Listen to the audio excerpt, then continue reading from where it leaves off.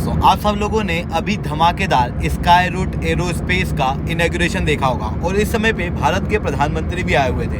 इन्होंने इस बीच में एक मेजर अनाउंसमेंट किया है। बेसिकली अनाउंसमेंट हुआ है कि न्यूक्लियर सेक्टर, जो कि अभी तक पूरी तरीके से पब्लिक हुआ करता था, अब इसे प्राइवेट कर दिया जाएगा। यानी कि अब प्राइवेट कंपनियां भी भारत के न्यूक्लियर सेक्टर के अंदर इन्वेस्टमेंट करेगी और ये अपने आप में एक बहुत इंपॉर्टेंट डेवलपमेंट है।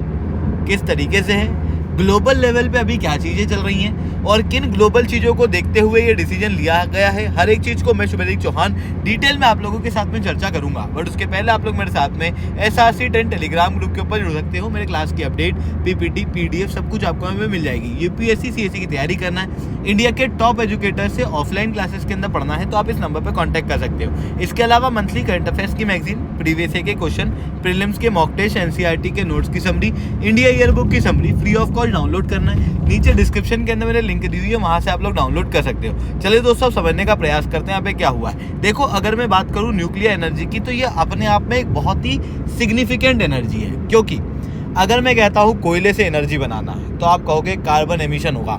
अगर मैं कहूँगा कि सोलर एनर्जी का प्रयोग करना है या विंड एनर्जी का प्रयोग करना है तो आप कहोगे ज़मीन बहुत प्रयोग होगी, कुछ सीजन के अंदर ही बनेगी और दिन में ही जनरली बना जाई पाएगी। रात के अंदर बनाना काफ़ी ज़्यादा मुश्किल इस तरीके की एनर्जी हो जाती है।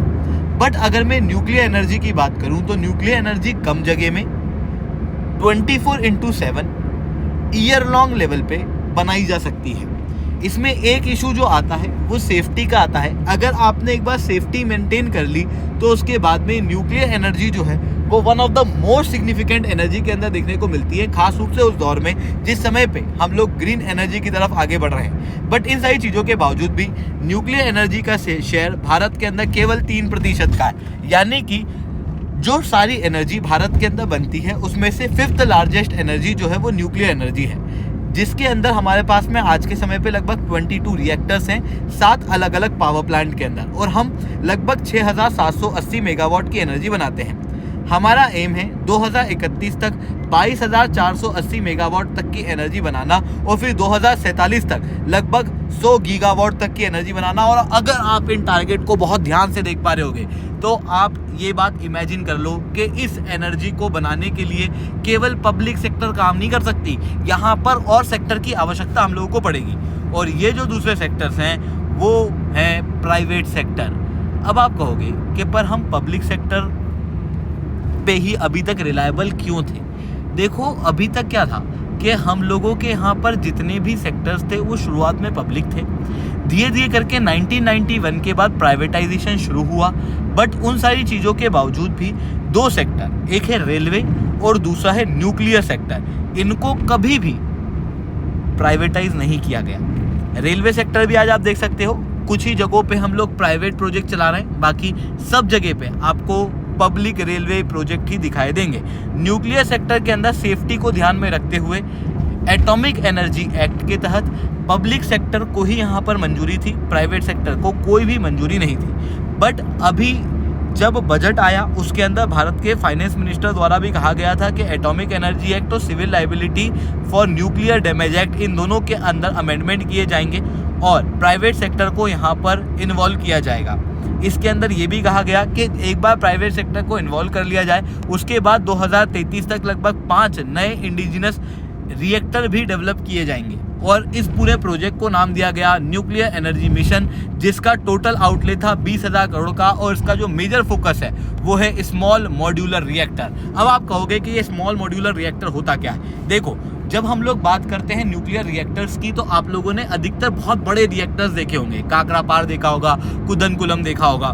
बट हर बार इतने बड़े रिएक्टर बनाने की ज़रूरत नहीं होती। अगर कोई बहुत ही दूर दराज का छोटा गांव है तो वहाँ पर आप माइक्रो रिएक्टर भी बना सकते हो जो कि लगभग 10 मेगावाट तक की एनर्जी जनरेट करता है।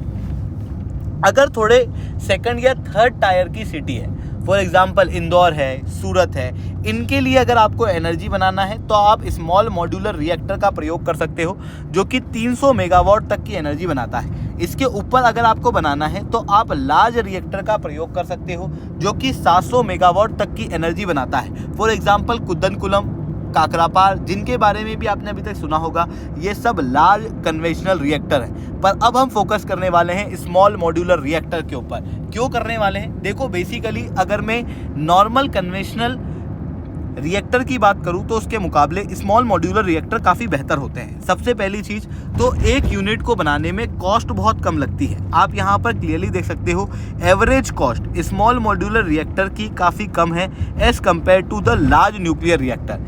इवन एनर्जी को बनाने में जो रिएक्टर को डेवलप करने में समय लगता है वो लार्ज रिएक्टर अगर है तो ऐसी कंडीशन में क्रिटिकलिटी को ही अचीव करने में काफ़ी समय लग जाता है। 6 से 12 साल का समय लगता है एक ट्रेडिशनल न्यूक्लियर पावर प्लांट को प्रॉपर रूप से ऑपरेशनल होने में, जबकि स्मॉल मॉड्यूलर रिएक्टर केवल 3 से 5 साल के अंदर ये काम कर सकता है। इवन जो सेफ्टी है वो भी आपको ज़्यादा देखने को मिलेगी इन स्मॉल मॉड्यूलर रिएक्टर, क्योंकि सेफ्टी न्यूक्लियर रिएक्टर की किस चीज़ पर डिपेंड करती है, कितने फ्रिक्वेंटली उसके अंदर फ्यूल डालना पड़ता है। अगर मैं ट्रेडिशनल रिएक्टर की बात करूं तो उसमें 1-2 साल के अंदर फ्यूल को रिन्यू करना पड़ता है, जबकि स्मॉल मॉड्यूलर रिएक्टर में मिनिमम 3 से 30 साल तक में अगर आप फ्यूल चेंज नहीं भी करोगे तब भी काम चल जाएगा। साथ में कम ज़मीन पे ज़्यादा एनर्जी बना पाता है स्मॉल मॉड्यूलर रिएक्टर। इसी कारण से हम लोग इसके ऊपर फोकस करना चाहते हैं और प्राइवेट सेक्टर हम चाहते हैं कि इस रीजन के अंदर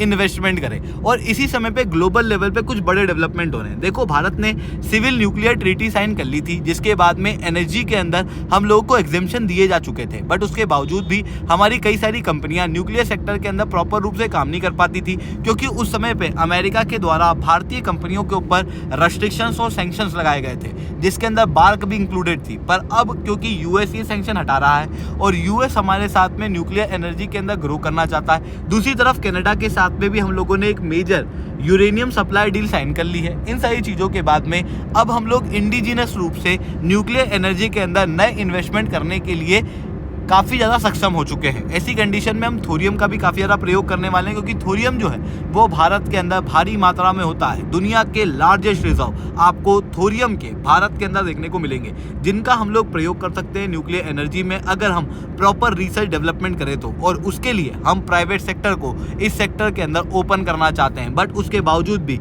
safety is really a major concern in case of nuclear energy. ऐसी कंडीशन में सेफ्टी प्रोटोकॉल को प्रॉपर रूप से फॉलो किया जाना काफ़ी ज़्यादा इंपॉर्टेंट है, क्योंकि हम नहीं चाहते कि चेरनोबिल जैसा इंसिडेंट वापस से भारत के अंदर भी हो। ऐसी कंडीशन में यहाँ पर चीज़ों को बहुत देख रेख के प्रॉपर रूप से रेगुलेट करके करना बहुत ज़्यादा आवश्यक होगा। आई होप ये सारी बातें आपको समझ में आई होंगी। लेक्चर अच्छा लगा तो लाइक करना, लेक्चर बहुत अच्छा लगा नीचे ऐसा सिट कमेंट करना। यूपीएससी सीएससी की तैयारी करना है, इंडिया के टॉप एजुकेटर से ऑफलाइन क्लासेस के अंदर पढ़ना है तो आप इस नंबर पर कॉन्टैक्ट कर सकते हो। इसके अलावा मंथली करंट अफेयर्स की magazine, previous year question, prelims के मॉक टेस्ट, एनसीईआरटी के नोट्स की समरी, इंडिया ईयर बुक की summary free of cost download करना है। नीचे डिस्क्रिप्शन के अंदर मैंने लिंक दी हुई है, वहां से आप लोग डाउनलोड कर सकते हो। ठीक है दोस्तों, आज के लिए इतना ही। That's all from my side. जय हिंद, जय भारत।